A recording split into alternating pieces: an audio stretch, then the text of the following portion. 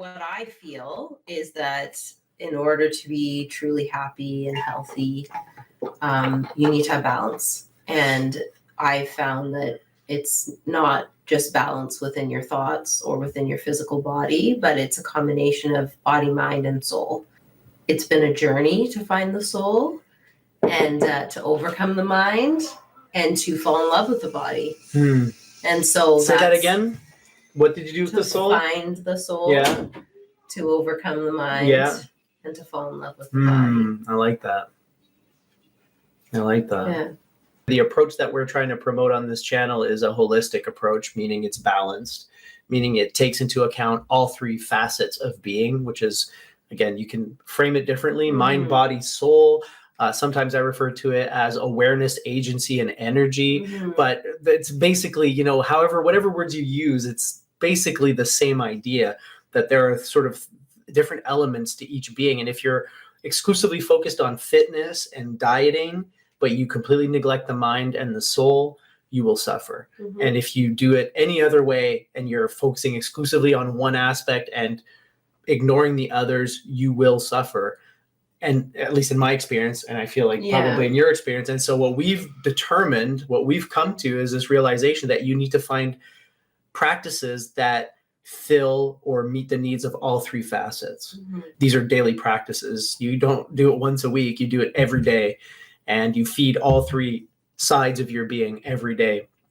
And so what we're going to be sharing on this channel together are not only practices that we've found that work, we're going to be discovering new practices together because there's always new things that we're running into. So we're going to be discovering things with you, the viewer, in real time and discussing what we find and our experiences with it. Experimentation is a big one because you don't really know if a practice is going to work for you until you try it for a while.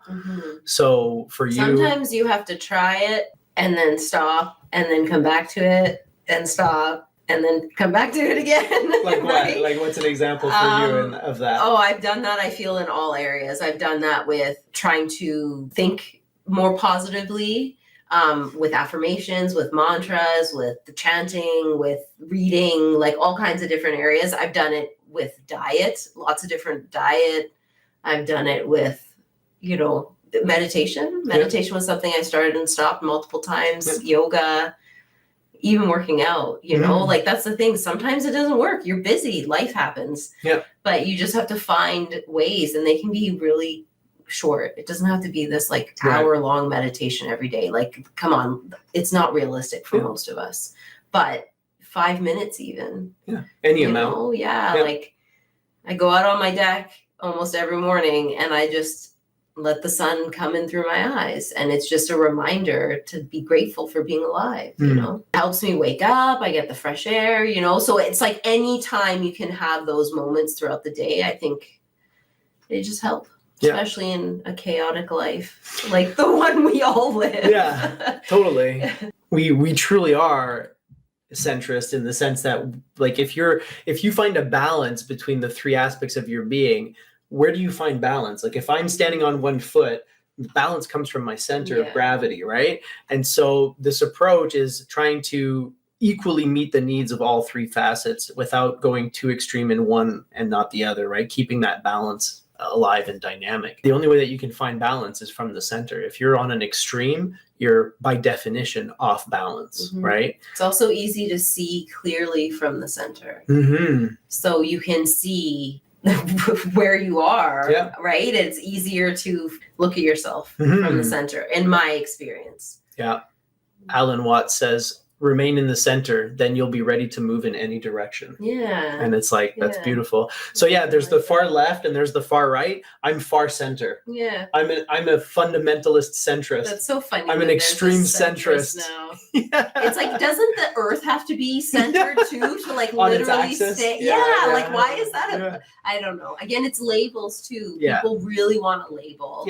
And they identify, right? Ego identifies with those things. And then if that person doesn't believe what you believe, then, you don't want to feel badly. So they're wrong. Right. Yes. So when you're, like you said, when you're in the center, you can see clearly, you can see the validity on both sides. When you're at one end of the spectrum everything at the other end looks so distant and so foreign and so alien that you cannot find It's like anything. warped. Yeah. Yeah. So your perspective is skewed, right? You have to be in the center to see things in their proper proportions and dimensions, I suppose. But when you're on the extreme and you see someone in the center, how does that look? yeah, you can't. It looks like a fence. Somebody who's sitting on the fence and who's not willing He's to not doing commit to anything. one Yeah, side or the totally. other, right? And so, that's fine, yeah, right? so you That's can fine see. for the person looking out. But and I'm sure that I thought that way